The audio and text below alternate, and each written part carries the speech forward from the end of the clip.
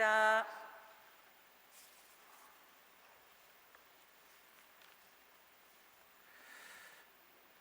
오소서 성령님, 새로 나게 하소서. 그들이 회개하지 않았기 때문이다. 안녕하세요. 안녕하세요. 진짜 안녕하세요? 안녕하세요. 난 더 죽겠습니다, 아주 그냥. 이게 사제관이요. 여름에는 그 열을 이제 막 밤에 뿜기 시작하는데, 요즘 보통 저녁 때 방 온도가 36도, 오늘 같은 날 한 37도까지 올라갑니다. 죽을 것 같아요. 자, 그래요. 자, 만약에 어떤 신부님이 우리 본당에 오셨습니다. 본당 신부님으로 매일 미사 강론을 하질 않으십니다. 또 대축일이나 축일 때만 강론해 주시고 매일 미사를 안 하고 계십니다. 휴가도 한 달 동안 다른 신부한테 본당을 아예 맡겨놓고 그리고 휴가를 떠나면, 또 일과 시간 외에는 이제 교우들한테 웬만하면 전화하지 말라고, 그런 신부님이 본당에 오시면 여러분도 어떨 것 같아요? 예? 난 너무 좋아 죽을 것 같다. 없어요. 실제로 제가 유럽 또 미국 뭐 이런 데서 이렇게 지내면서 외국 신부님들은 다 이렇게 사모합니다. 근데 너무 신기한 게 뭐냐? 강론을 매일 안 해줘도 신자들이 신부님한테 왜 강론 안 하시냐고 이렇게 얘기하는 교우들을 본 적이 거의가 없습니다. 신부님이 본당을 한 달째 다른 신부님한테 맡겨놓고 휴가를 다녀와도 어떻게 본당 신부님이 휴가를 한 달씩이나 맡겨놓고 가냐고 얘기하는 그런 교우들도 없습니다. 왜 그럴까요? 당연하다고 생각했으니까 그러겠죠. 저는 이런 모습을 보면서 뭐 제가 또 이러면 제 잘난 체일지도 모르겠지만, 우리 한국 교우들 정말 하느님한테 사랑 많이 받고 있는 교우들입니다. 그죠? 한국 신부님들은 매일 미사 강론 빼먹는 거를 마치 막 문제가 있는 것처럼 그렇게 생각하죠. 휴가도 주일 껴서 한번 가는 것도 교우들 눈치 엄청 보면서 갈까 말까 망설이다가 결국엔 포기하고 그냥 월요일부터 휴가 갔다가 금요일 날 보통 돌아오십니다. 그죠? 또 여러분들이 전화하면 아무 때나 다 전화 받으시죠.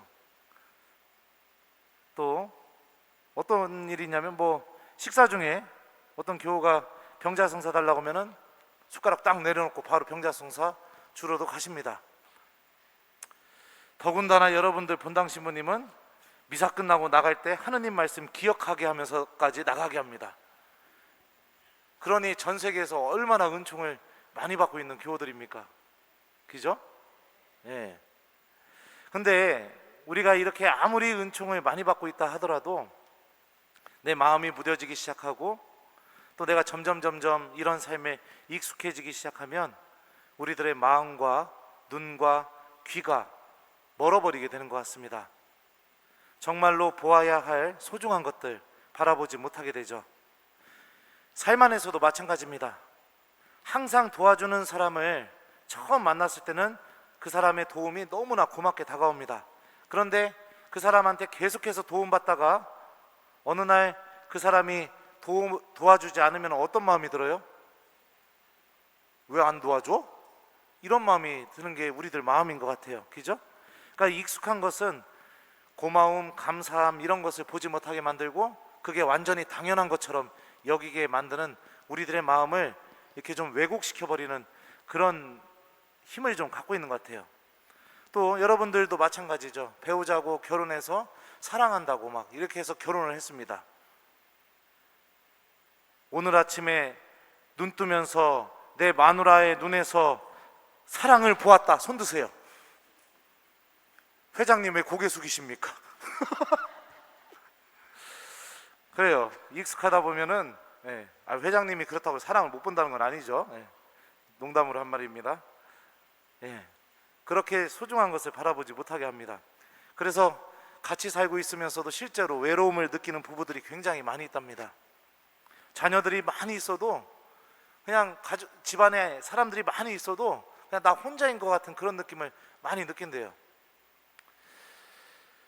또 누군가가 관심을 담아서 이렇게 충고해주면 처음에는 뭐 귀담아서 막 듣다가 이 사람이 계속 충고하면 어떻게 됩니까? 나중에는 너나 잘하세요. 왜 남의 인생에 간섭하십니까? 예. 이런 마음들이 막 우리들 안에서 이렇게 생기게 되죠. 이런 익숙함들이 우리들의 삶 안에서도 사람과 사람 사이의 관계를 왜곡시켜 버리고 정말로 소중한 것을 바라보지 못하게 만들고 그리고 감사하는 마음을 앗아가 버리고 이런다면 신앙 안에서도 무뎌짐, 익숙함은 굉장히 놀라운 힘을 드러냅니다. 특히 죄에 익숙해지기 시작한 사람은 회개와 용서를 청할 줄을 모릅니다. 오히려 그것이 죄라는 것을 더 이상 느끼지 못하게 됩니다.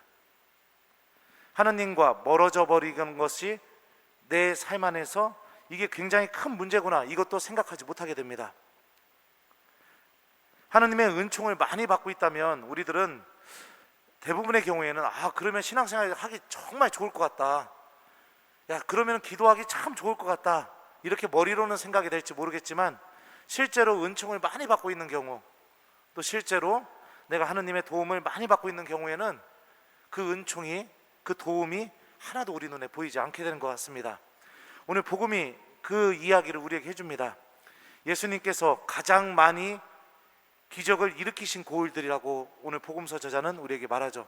기적을 가장 많이 일으키신 곳, 자 그곳이 오히려 예수님께 대한 믿음을 전혀 드리지 못하는 곳이 되어버렸습니다. 오늘 복음서 저자, 마테오 복음서 저자는 그 이유에 대해서 다음과 같이 말합니다. 그들이 회개하지 않았기 때문이다. 그러니까 회개가 무엇인가, 제가 몇 번 얘기했었습니다. 그 그리스말 어원적으로 설명하면서 함께 생각하다, 이런 의미입니다. 그러니까 결국에는 무뎌지는 상황 속에서, 익숙해지는 상황 속에서 내가 무엇인가 함께 생각해야만 그 무뎌짐과 익숙함이 나를 끌고 가는 그 이상한 왜곡된 관계로 넘어가는 게 아니라 그 무뎌짐과 익숙함 안에서 보지 못했던 것들을 내가 바라볼 수 있게 해주는 힘을 갖고 있다는 거, 이게 바로 회개입니다. 도움의 손길이 있는 곳에 그 도움을 당연하게 여기는 그 무뎌짐에 내 마음을 맡기기보다 한 번 정도는 그 사람이 도와준 그 도움에 대해서, 그 도움과 함께 내가 생각해 보는 게 필요하다는 거죠. 사랑이 있는 곳에서도 마찬가지입니다. 언제나 사랑받는 사람은 행복하다 이런 생각 못 합니다. 그죠? 네. 한 번 정도는 내가 받고 있는 사랑과 함께 진지하게 생각해 보는 게 필요하다. 이거를 영성적인 말로 무엇이라고 하냐면 성찰이라고 합니다. 되돌아봄. 신앙에 있어서도 마찬가지입니다. 아무리 하느님의 은총이 많이 주어진다 하더라도, 아무리 하느님께서 내 인생에 있어서 내가 결정적인 순간에 매달리면서 했던 기도들 굉장히 많을 겁니다. 여러분들 생각해 보십시오. 시집가기 전부터, 아이 태어났을 때, 애 들고 막 병원 뛰어갈 때 마음속으로 기도했던 그 기도들 다 들어주셨잖아요, 하느님이. 그런데 그런 것들을 내가 생각하지 않고 살아가게 되면 우리들의 신앙은 점점 무뎌져서 이제는 하느님의 은총이 보이지가 않게 됩니다. 하느님이 나와 함께 계시다는 것을 전혀 느끼지 못하게 된다는 거죠. 오늘 마태오복음은 우리에게 이걸 이야기하는 겁니다. 회개합시다. 이것은 물론 회개라는 게 신학적인 의미가 마음을 바꾸고 삶의 방향이 바꿔서 하느님께도 돌아가는 것이 회개죠. 하지만 근본적으로 우리들의 생각, 우리들의 마음 안에서 내가 지금 하느님과 무엇을 함께 하고 있는가, 이거를 한 번 정도는 진지하게 생각해 보아라, 그런 의미입니다. 여러분들 익숙해진 상황에 놓이게 될 때 우리들을 지배하는 것이 무엇인지 아시나요?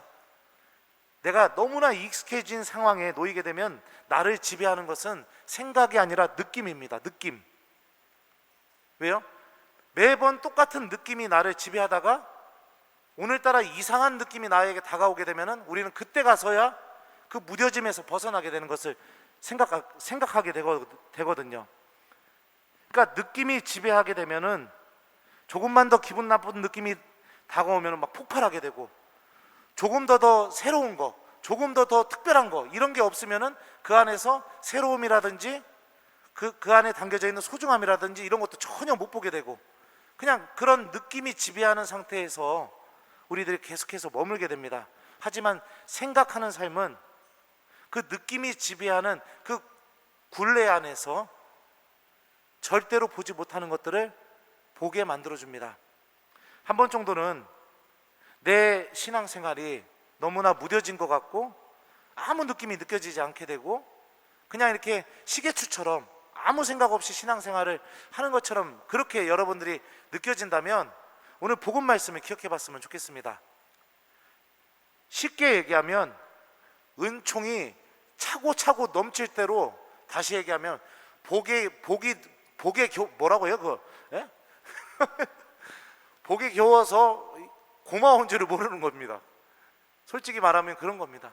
하나님의 은총이 너무 많기 때문에 내가 그분을 보지 못한다는 거죠. 한 번 정도는 우리들의 신앙생활 안에서 성찰하는 삶이 필요합니다.